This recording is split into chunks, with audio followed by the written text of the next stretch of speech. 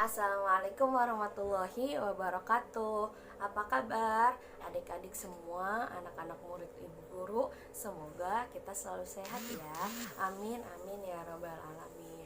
Oke, gimana nih di rumah? Udah pada bosen ya? Hari ini kita bakalan belajar materi tentang makna kata dan makna istilah.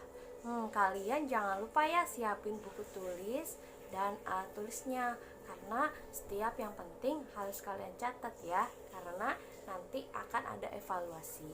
Oke. Sebelum kita memulai belajar, alangkah baiknya kita harus berdoa terlebih dahulu, karena dengan doa semoga pembelajaran kita hari ini berkah dan lancar, dan semoga dapat menjadi bermanfaat bagi kita. Amin amin ya rabbal alamin. Oke, ibu pimpin doa ya. Bismillahirrahmanirrahim. Berdoa dimulai. Bismillahirrahmanirrahim. Alhamdulillahirabbil alamin arrahmanirrahim.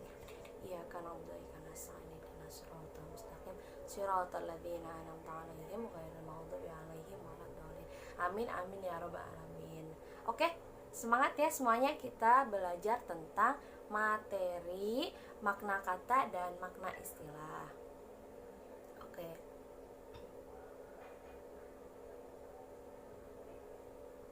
Oke, ada yang udah tahu belum ya makna kata atau makna istilah itu apa sih? Kalau misalkan kalian belum tahu, simak baik-baik ya. Oke, pembedaan adanya makna kata dan makna istilah berdasarkan ketepatan makna kata itu dalam penggunaannya secara umum dan secara khusus.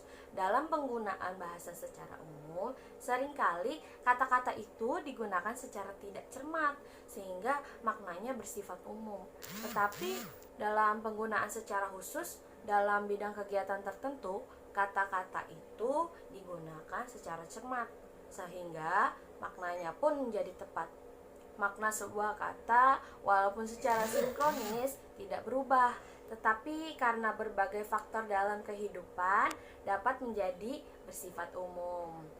Maka kata itu baru menjadi jelas kalau sudah digunakan di dalam suatu kalimat. Kalau lepas dari konteks kalimat, maka kata itu menjadi umum dan kabur. Misalnya, kata tahanan. Apa sih makna kata tahanan itu?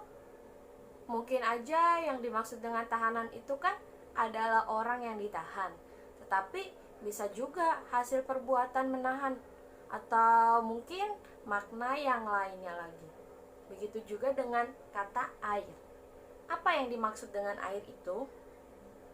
Apakah yang berada di sumur, yang ada di gelas, atau di bak mandi, atau yang turun dari langit?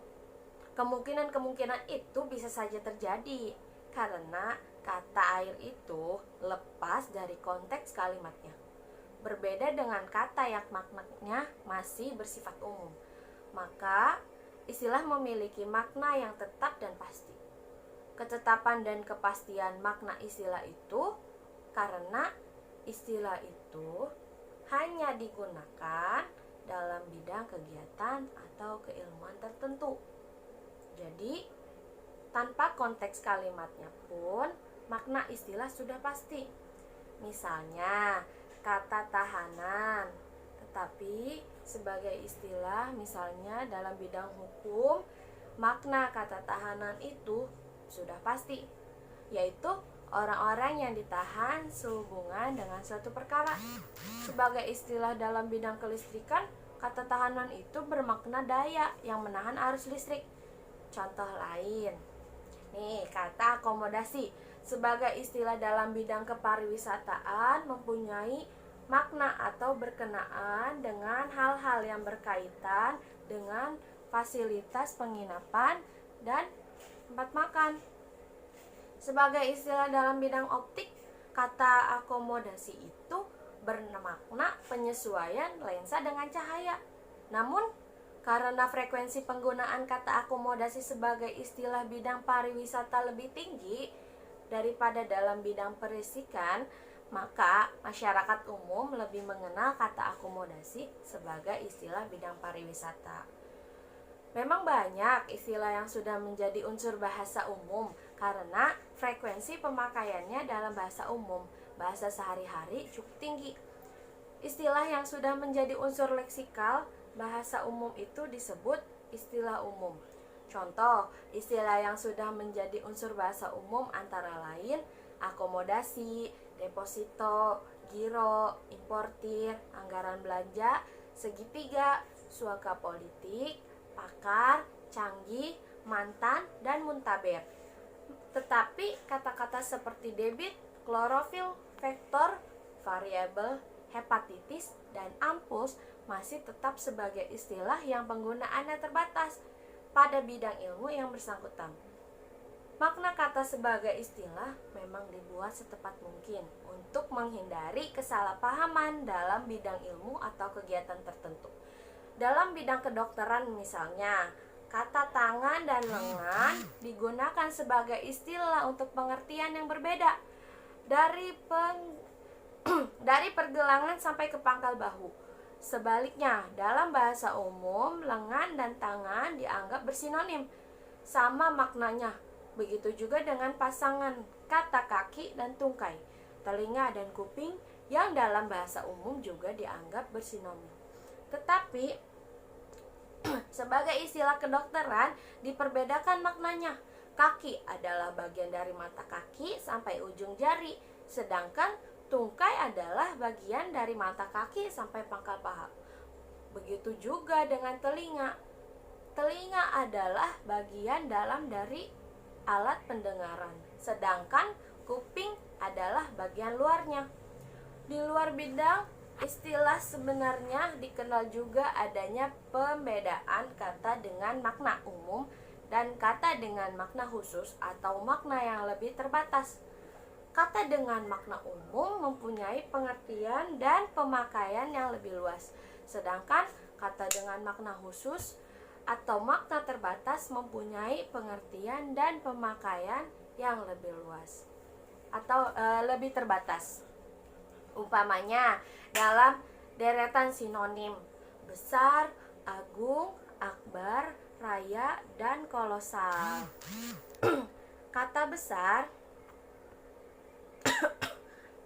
Kata besar adalah kata yang bermakna umum dan pemakaiannya lebih luas daripada kata yang lainnya. Kita dapat mengganti kata agung, akbar, raya, dan kolosal dengan kata besar itu secara bebas. Contohnya, frase Tuhan yang Maha Agung dapat diganti dengan Tuhan yang Maha Besar, yang Maha Mulia Besar. Contoh kedua yaitu frase rapat akbar dapat diganti dengan rapat besar. Selanjutnya, frase hari raya dapat diganti dengan hari besar. Kemudian, frase film kolosal dapat diganti dengan film besar. Sebaliknya, frase rumah besar tidak dapat diganti dengan rumah agung atau juga rumah kolosal. Begitu juga dengan deretan sinonim melihat, mengintip, melirik, meninjau, dan mengawasi. Kata melihat memiliki makna umum, sedangkan yang lainnya memiliki makna melihat dengan kondisi tertentu. Kata mengintip mengandung makna melalui celah sempit. Kata melirik mengandung makna dengan sudut mata. Kata meninjau mengandung makna dari kejauhan. Dan kata mengawasi mengandung makna dengan sengaja. Ya adik-adik, jika kalian mempunyai pertanyaan, silahkan kalian komen. Jangan lupa karena ini adalah salah satu mata pembelajaran yang akan kita ujikan. Bila mana ada kata-kata yang sulit atau sesuatu yang belum kalian pahami, boleh kalian tanyakan kembali kepada ibu guru ya. Jangan sungkan kalian me-WhatsApp atau men-chat bu guru ya, karena agar kalian lebih memahami dan mendalami materi yang telah ibu sampaikan.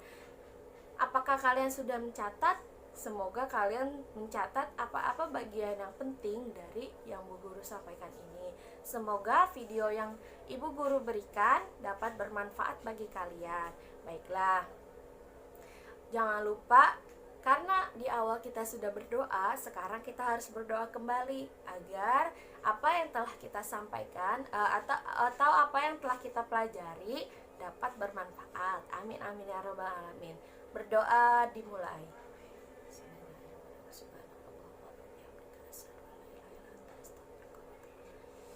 Baiklah, berdoa selesai. Oke, kita akhiri. Semoga kita sehat selalu, amin ya robbal alamin. Berjumpa lagi di video berikutnya. Oke, jangan lupa like, komen, dan subscribe. Mudah-mudahan channel ini dapat membangun kita. Jangan lupa ya teman-teman, selalu dukung kita. Apapun kesalahan, boleh kalian komen, tetapi dengan komentar yang sopan. Dadah, assalamualaikum warahmatullahi wabarakatuh.